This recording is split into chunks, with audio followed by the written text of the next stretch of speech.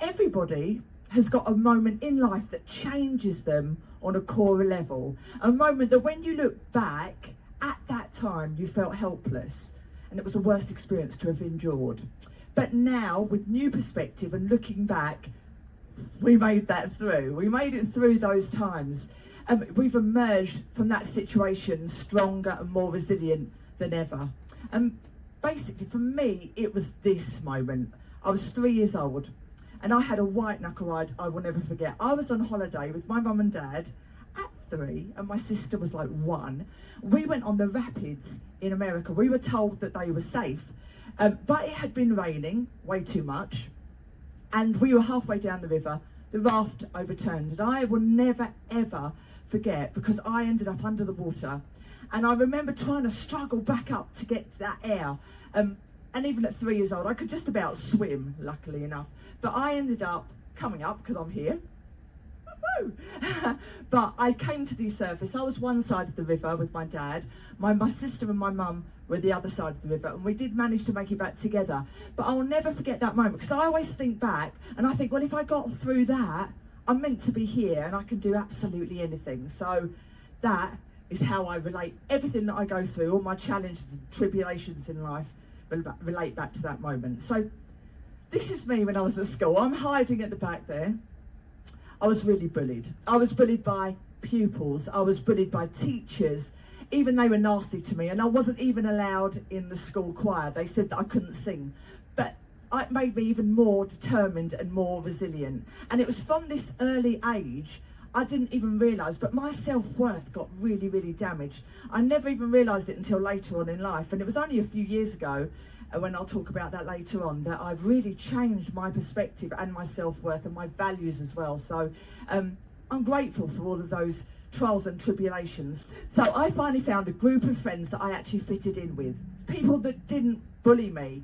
Fantastic. I was 17 years old and I ended up going clubbing at 17, saying that you're 18, as you do. And I remember one day we walked into this club and I used to like the lights. I used to like the energy, the music, the connection with people, because why I do what I do as well today is because I love people with all my heart and I love stories. And I just had that connection in these clubs. And I remember walking into a club one day and there was a woman performing on stage in front of this whole club full of people. And she was amazing, colourful, big feather boa. And she was singing this song that I'd heard all over the radio. And it was a 90s song. And her name was Victoria Newton, singing a song called You Sure Do. It's 10 a.m. What can I say? You sure do. Does anyone remember the 90s music? Ah, well, this is education then, isn't it? Early morning education on New Year's Day. So her name was Victoria Newton, and I remember looking at her thinking, I want to be you. Because it all starts with that vision, finding out what your dream is and seeing that visualization, being totally excited about the possibilities that could be, and relating every knockback to that raft and how I didn't give up, using that as the learning curve. So that was the image in my head. How did I get to do what I do? I left school with a burning ambition. Well, I say I left school, but I got asked to leave from 3 schools. I was a naughty girl, wasn't I? Naughty me. But I got asked to leave from 3 schools because I just didn't fit in. Nothing about school environment fitted my personality. But I left school with a burning ambition, and I spent 5 years after leaving school, or being asked to leave, songwriting. And we started off, me and my friend Dave. So Dave, you'll hear about as I go through my talk. He was my best friend and my co-business partner for 30 years. We spent 5 years writing. We started off with a little Tascam tape recorder, 4-track, because in that day there was no CDs, there was no streaming. I mean, hey, we were doing cassette tapes, and we were so excited because we had that 4-track tape recorder. And then we started sending off demos and getting rejection after rejection. Then we progressed and we got an 8-track cassette player, recorded all of those tracks, kept getting rejection after rejection. And then we upgraded. Instead of my mum and dad's bedroom upstairs, we immigrated into his steam room. and we called ourselves Steam Room Productions. Of course we did. And all of the walls and the ceiling, everywhere, we covered in egg boxes, because apparently that was good for sound conditioning. And my neighbours got free concerts every single night. I say they're lucky. But we just kept recording. That visualisation was so important, because self-talk is so important, focusing on what I wanted to do, what I could do, changing my world, not focusing on the things that I had no effect over. So I just kept going and going. And every time I got that rejection, I felt that same kick in the belly, that same feeling when I got bullied, and you know, the self-worth issues came back up. But I just got back up. What can I learn from this? And started again and just carried on going. So I started making loads of phone calls and making contacts, because there was no internet in those days. There really wasn't. All we had was the skills that I could make use of, my personality, the vision, my passion, and a telephone.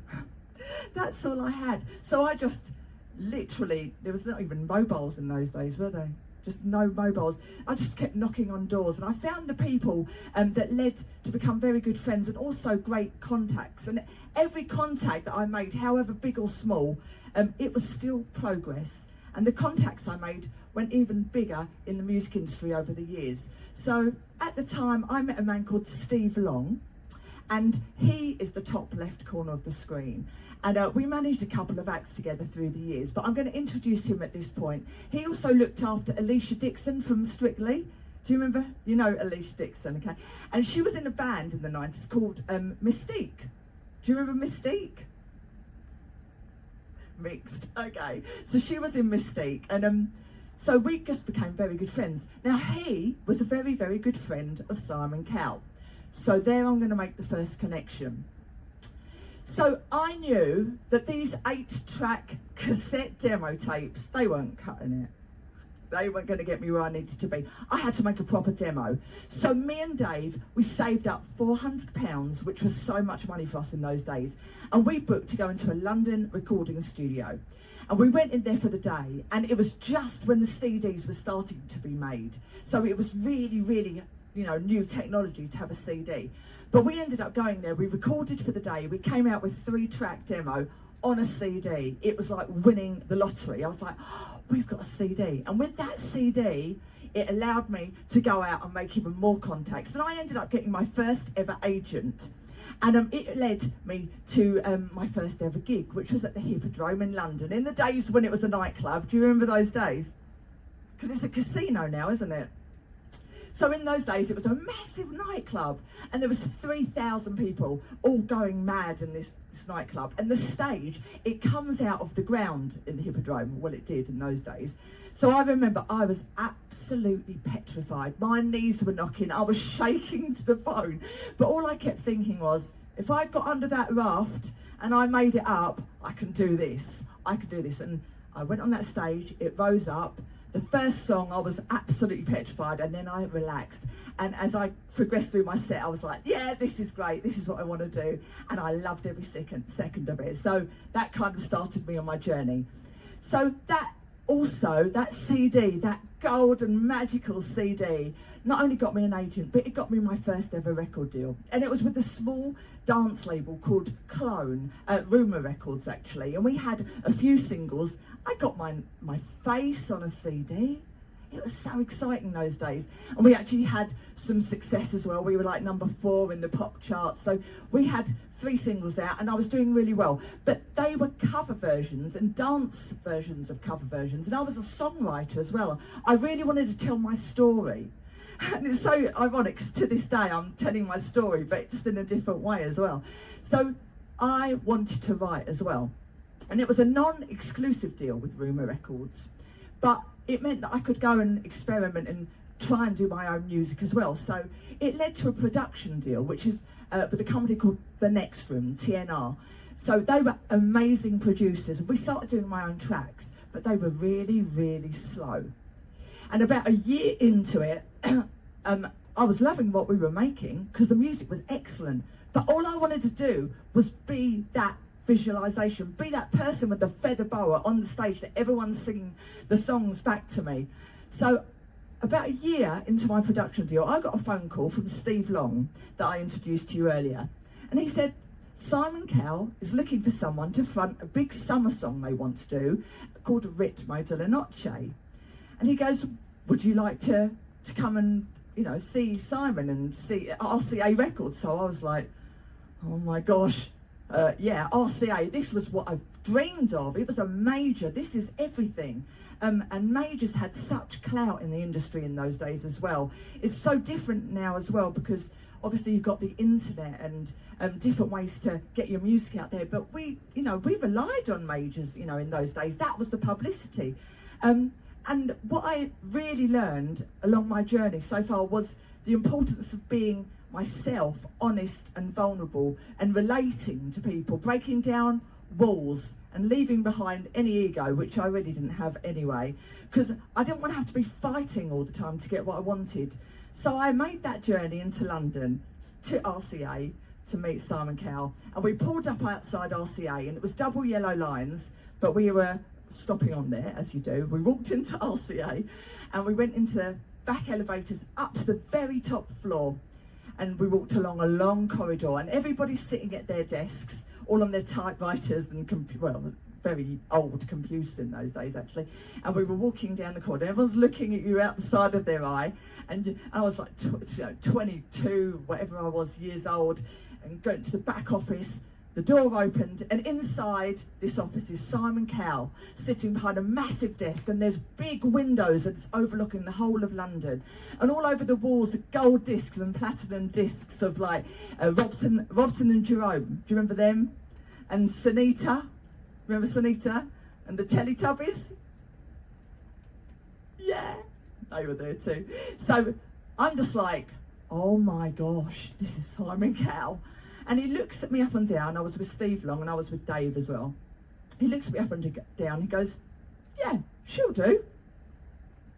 I went, don't you want to hear me sing? And he goes, no, you've come through, Steve. Would you like to be signed to RCA? I was like, yeah, I do. So it began. I got signed to RCA Records, and we started touring. We recorded. We had gigs all over the place, and people knew my song. They were singing back to me. We had TV, and in those days it was channel 1, 2 and 3. There wasn't even channel 4 when I was doing it. So we got the Box as well, which was like a music TV program as well. And on GMTV, do you remember GMTV? Anyone from the UK? It was like the morning kind of program. Anyone that's outside the UK, it's kind of a big morning program. And we got the song of the summer, which meant that my song was the intro and the outro of that section for about 6 weeks, you know, so everyone got to know my song. So it was really exciting, and this was my first ever pop video. People in the place, this is a trip into the rhythm of the night. Uno, dos, tres, cuatro. So it was a summer song, just like Macarena, and all around those times where it was catchy, people knew it.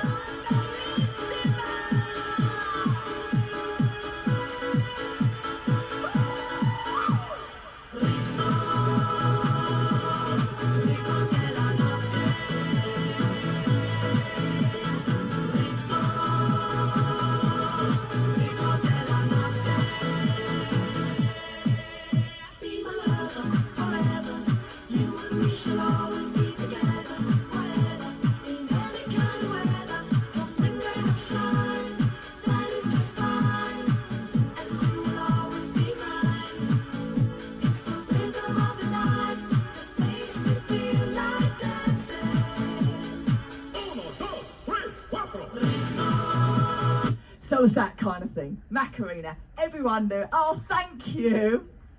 Oh, you're so lovely. That was my first ever pop video. I was absolutely so excited. I'd actually achieved something I never even dreamed that I'd be here.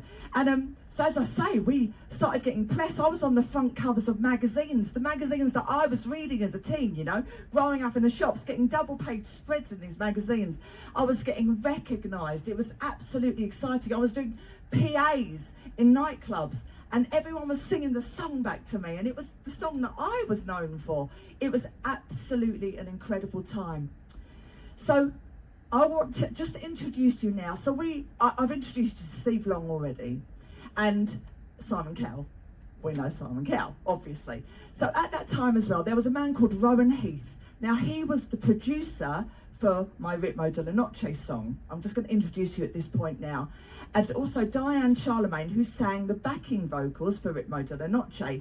But Rowan and Diane were behind the band Urban Cookie Collective. Now, Urban Cookie Collective was and had a #1 song in 1993 with I've Got the Key, I've Got the Secret. Do you remember that?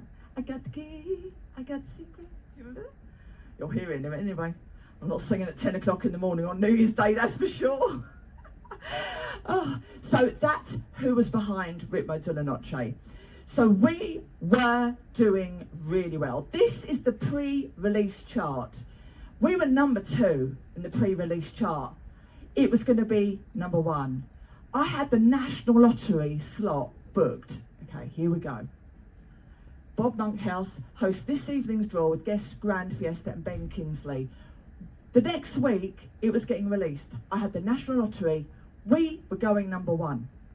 It was something that I completely could never have imagined. I was so excited. All my dreams were manifesting, coming true. And I went out the night before we went to do the National Lottery, and we came back after. We actually went to the Hippodrome in London, myself and my friend, and I had a cup of tea when I was sitting at my parents' kitchen table, turned the telly on before I went to bed, and something on that screen was something that was going to change my whole life, and I didn't realise how much, but it was this. Do you remember? Princess Diana sadly died. That was the night. And I knew that my whole world would change, but I didn't know how much. And on Monday morning, I got a phone call from Steve Long, not even Simon Cowell, because to him, I was just a product. I was nothing. I was a tax loss. And so, it upsets me, but Steve phoned me up and he said to me, RCA are shelving the record. And I said, well, aren't they just going to release it at a later date? No, the whole country's in mourning. The whole world is in mourning. They're not going to release the record. It's just a tax loss. It's finished. And I was, oh my gosh, the pain that I felt. I remember that kick in the stomach. And again, I was on my knees and I just didn't know what to do with myself. And it took me a while to get back up. And I thought to myself, my National Lottery slot, it was taken by Elton John, Candle in the Wind. Do you remember that? Yeah? So that slot was taken with Elton John. That was the week that I was meant to be on it. And the rest is history. So when you're that low, I just thought to myself, I need to just change. I need to change something. I need to change everything. What can I do? And I thought to myself, well, I've got contacts and I love the industry, but I'm done with singing now. I'm done. I don't want to go there. So I'm going to go into management, because I thought, I don't want anyone to have to go through what I went through. That feeling was just the worst feeling in the world. What can I do to help others? Because life's all about timing, and there's always a right opportunity with the right strategy. I was determined just not to feel like that ever again. So I ended up managing a band called Point Break. They were 3 boys from Newcastle. 2 of them came down. That's a whole new story in itself. But we became very successful. And we had a #1 album in Asia as well. And I actually bought my house from the proceeds of a song that we wrote that was on an advert with Brad Pitt as well in Asia, and it was played for 6 months. So we were really, really successful. It's a little bit of what Point Break achieved right here. So we did 5 singles and an album. Oh, we're rocking and rolling on a New Year's Day. Apocadelic was the album. So this was the second single, Stand Tough. It went #7 in the UK charts. And Stand Tough was filmed in London in a big sugar factory. And we had loads of fire police there and putting out these fake fires that we'd made. And then you've got You, and that was filmed in New York. And then we had Newcastle with What About Us, and Do We Rock, which was our first single, and it went top 20 in the charts, and that was filmed in beautiful Cornwall. And then we had Free Time that was filmed in Finland as well. And we were selling a lot of records because we actually sold records in those days.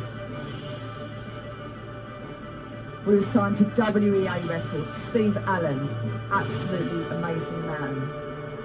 And I'm forever grateful because we really did make a difference to the charts. And it was around the time where Busted was as well, like Five. The next band that I did was Round Busted. So about a year into managing Point Break, I got a phone call. I'm falling. I got a phone call from Rowan that I introduced you earlier, and he said, look, Diane Charlemagne, who was the lead singer for The Key to Secret, she's left the band. Would you like to be the lead singer for Urban Cookie Collective? And at that time, I had my management hat on. I wasn't sure I wanted to do anything at that time, but I thought to myself, well, the song's really popular, it's really well known. There's nothing to lose. I'll get that part of my personality out too. So I said yes. And I fronted Urban Cookie Collective for 23 years. And I loved every second. And I left myself last October. This is a little bit of one of my amazing live gigs that I do. You might recognise the song.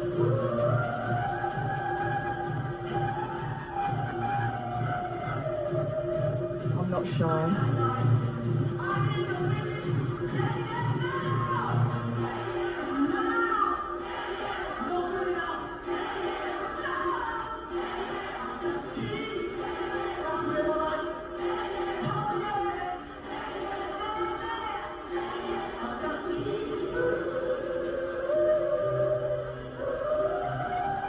The energy for the audience is just next level, and I love that. Do you remember this song?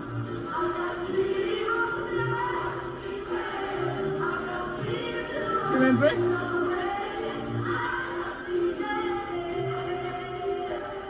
So that was basically what I did, and I loved it for 23 years, and I've done some amazing gigs. Trafalgar Square, Pride, doing it in your hometown with thousands of people all around you is just incredible. S-Parody, Ibiza, Edinburgh, Hogmanay with 100,000 people lining the street and hanging off lampposts. Absolutely incredible. Big gigs in arenas I did and still do as well. So, it was just great times. And about a year after that, Point Break had finished, and I decided to step back into management because Ollie, who's in the front of that photo there, the blonde guy, he's now actually my brother-in-law. And he always wanted to be the front man and the singer still. So we decided to form a band called Free Faller. And we had a top 5 single, and it was called Do This, Do That in 2005. And it was number 5 in the charts. And they were a live band. I did a bit more music if possible. Very quiet.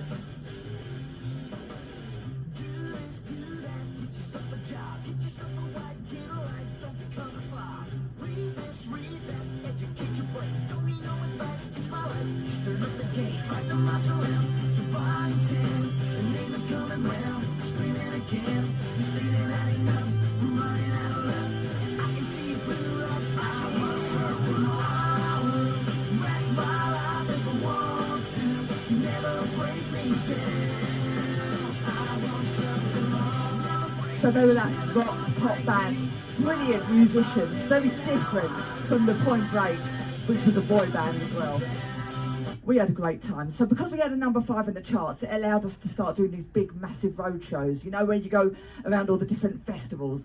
And at all the festivals, you don't have time to do a sound check. You end up going straight onto the stage, another band comes off, you go on there, you plug in and you go. And that's literally it. So something happened in front of 20,000 people that was absolutely the worst at the time, but also the most amazing thing happened after that, because in front of 20,000 people, Dave, who I introduced to you earlier, was in the middle of the crowd doing all the sound.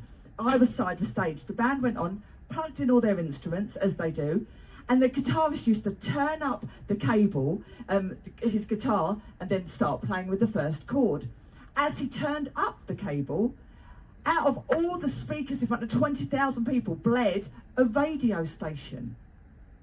And I was standing side of stage going, what is going on here? Everyone in the audience is going, what's going on? The band's looking at me. I'm telepathing with Dave, what's going on? And it turns out he's fiddling all the knobs. And it worked out that it was the guitarist's cable. It was acting as an aerial. It was a copper cable. He'd used it many times, but it had splintered. And as it was splintered, it was picking up frequencies and signals. So the gig went on, the cable was changed, they came off stage, and we ended up thinking to ourselves, okay, you do all the checks, you check everything, but the cable that you use 1,000,000 times, you don't think of checking that that's going to be a problem. How can we get around that problem? Because we didn't want to buy a wireless unit, because the wireless also had problems with frequency pickup. So we didn't want to do that. And we thought, let's try and buy an optical guitar cable, because with the optical, you can plug it in, it won't break, it won't pick up any problems, you know, but we didn't wanted an analog one. We didn't want digital, we wanted an analog optical guitar cable. So we looked everywhere. We could not find an optical guitar cable, they didn't exist. So Dave, who was very techie, brilliant genius, I was the creative one, he was really techie, he said, I'm going to try making one. So my house turned into a lab. There was equipment everywhere, machinery, beeping, soldering irons. There were soldering irons in my carpet, in my dog. I was picking solder out of places you would not even want to know. I'll tell you what, but about 6 months later, I'm sitting in the front room. Dave comes in, there was a guitar over his shoulder. He had a little earbud in his ear with a puzzled look on his face, and he goes, I think I've done it. I went, you what? He goes, I think I've done it. I said, okay, I'll put the earbud in my ear. He played guitar, and I went, oh my gosh, he'd done it. He'd made an optical guitar cable.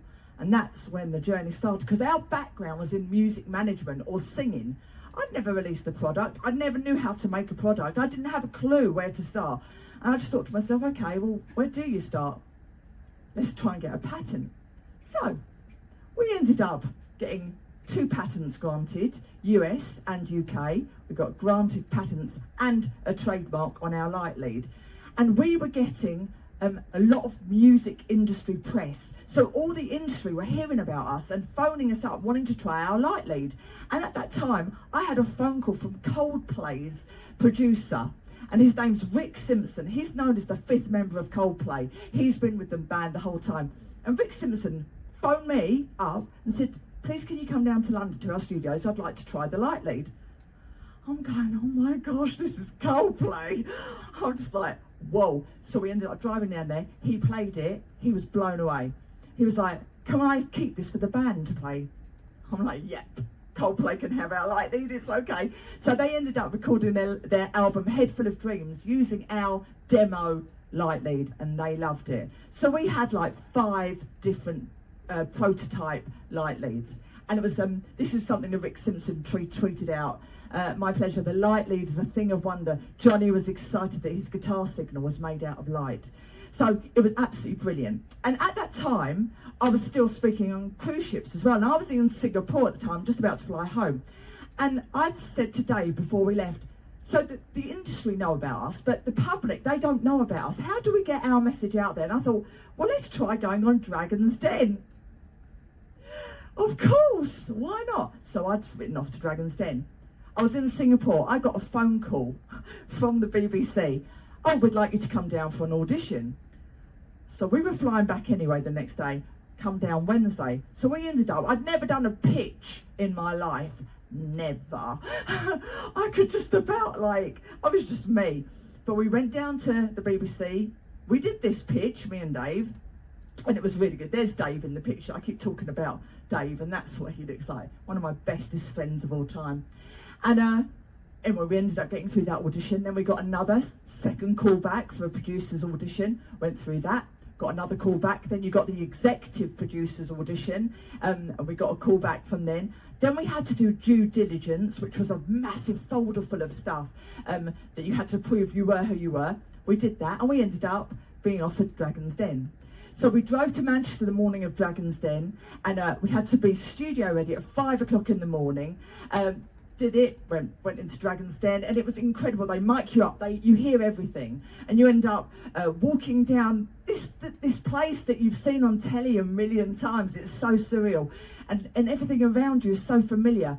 And they make you stand looking at the photos first, and you have to have a little conversation about who you'd like, you know.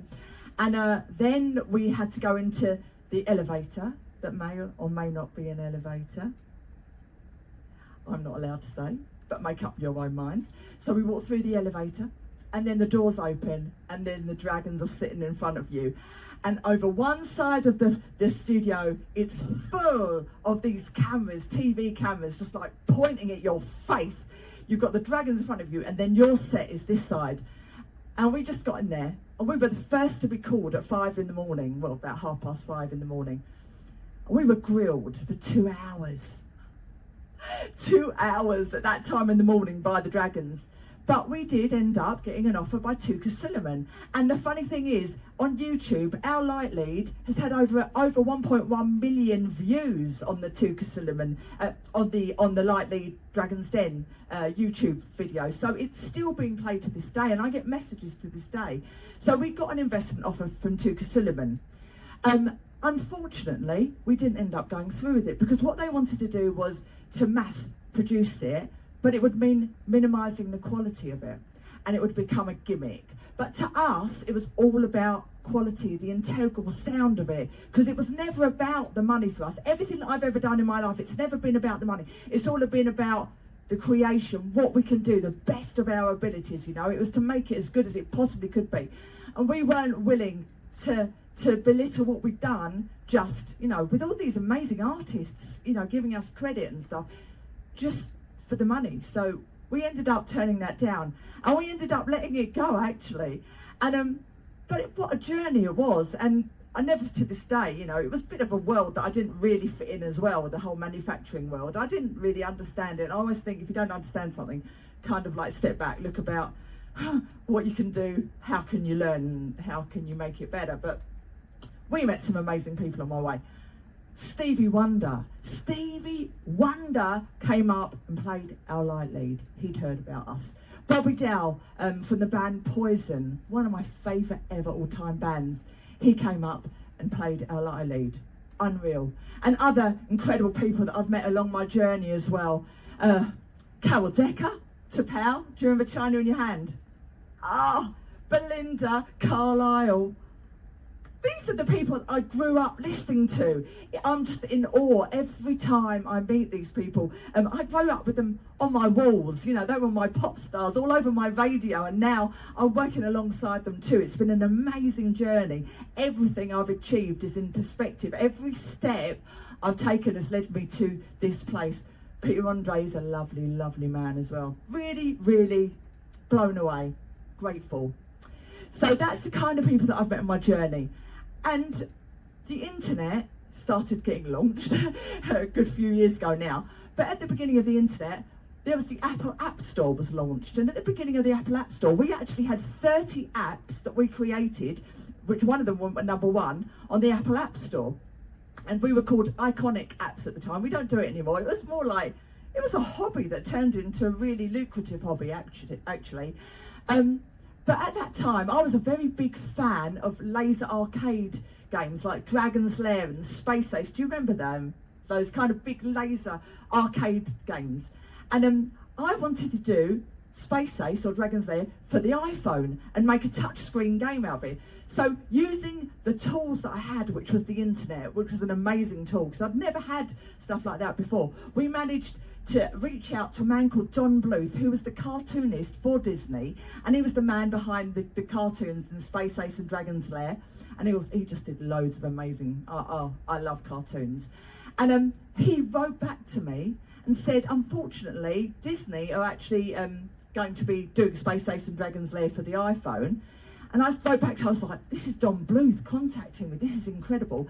And I wrote back to him, I said, is there anything that we can do with you? And he goes, well, actually, there's the 30th anniversary of one of my older movies called Banjo the Woodpile Cat.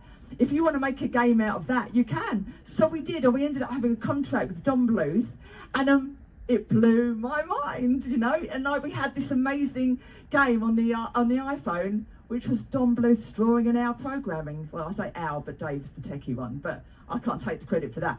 But it was just mind-blowing. Another bit of technology that we kind of touched on, and if anyone wants to ask me any questions about anything that I've done, because I'm doing a whistle-stop tour through all of this because I don't have the time, I am doing 4:15 for anyone who wants to come and meet me and just chat with me, and I love speaking to you all anyway.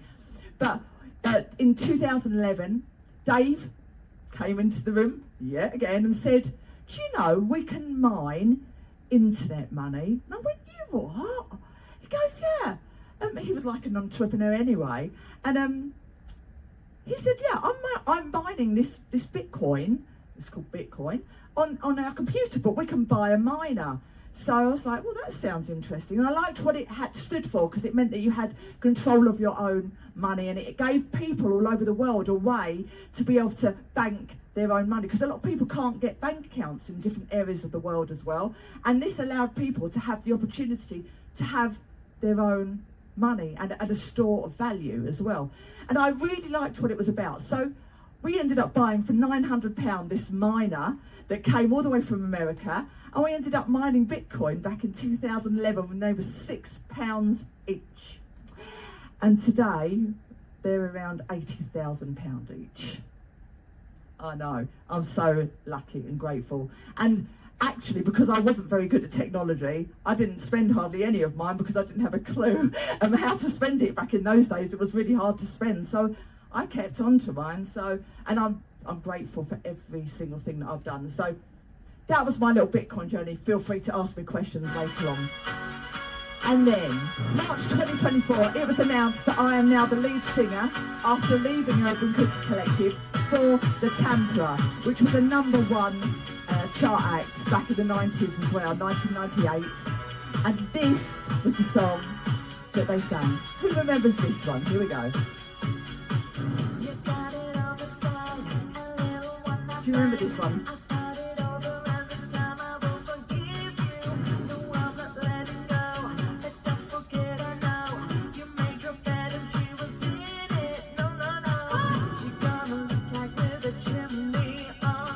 I love it.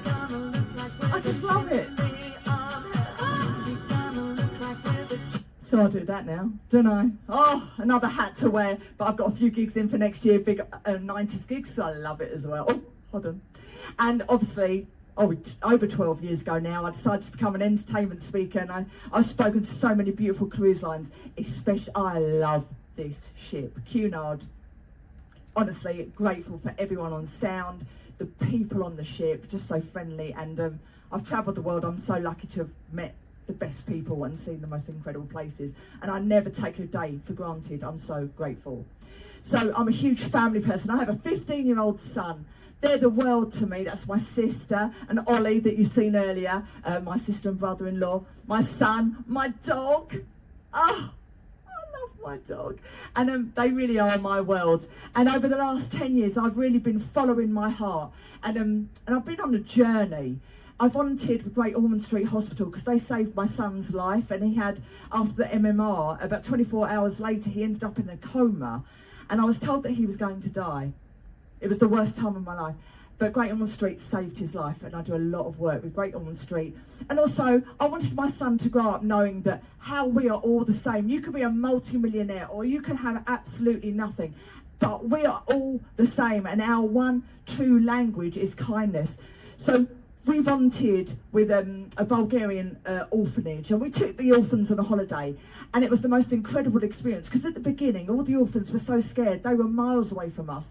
But through the language of kindness, because they didn't speak any English, we ended up having a couple of weeks, and they were just beautiful. And they came out of their shells, and this little boy sitting with my son over there, this little boy, he had the worst story. He'd been burnt head to foot with acid, you know. And this little boy was a scared lamb. And every single time we sat down, he used to be the other side of the, you know, a few meters away, and I used to go over to him, try and get him to come over without speaking English, obviously. But on the third day, he came over, he sat next to me, and he made that heart out of that bendy wire, and he gave it to me. And I swear that was one of the most beautiful moments of my life, because when you lift others up, it lifts you up, doesn't it? It's just the most incredible experience, trusting myself, nature, everything around me. And I've still kept in touch with those kids as well. Magic times. So I decided to qualify as an NLP master practitioner. NLP, neuro-linguist practitioner. The way that we think, the words that we speak, and the things that we do on a day-to-day basis, they can literally change your world by changing those things. And everybody has got the power to do that. And I called myself the Now Coach, and I did, through the pandemic, all I could do was help others. So I became someone that people could come to, and I helped people with anxiety. You know, everything shut down, but that's something I could do, and it gave me a purpose and a meaning to be. And it changed my life, and it also dealt with so many of the issues that I had to deal with as well, from my old problems with self-worth. So it was the most amazing thing to learn. So these are the things that I've learned. I've been open to change. I've been with RCA. I've been with Urban Cookie Collective. I've been a band manager. I've been an inventor and a developer. I've been a Bitcoin miner. I've been an NLP therapist, which I still am. I'm a life coach. I'm now with the Tamperer. And there's so much more to come. I'm constantly reinventing myself. I want to be the best version of what I could possibly be. I want to stay true to who I am always. And I now know my worth as well. So I've learned to trust my gut, go with the flow. And I will get there in the end. The raft might overturn a couple more times, but I'm wearing a life jacket now. So bring on the next 40 years swimming. Thank you.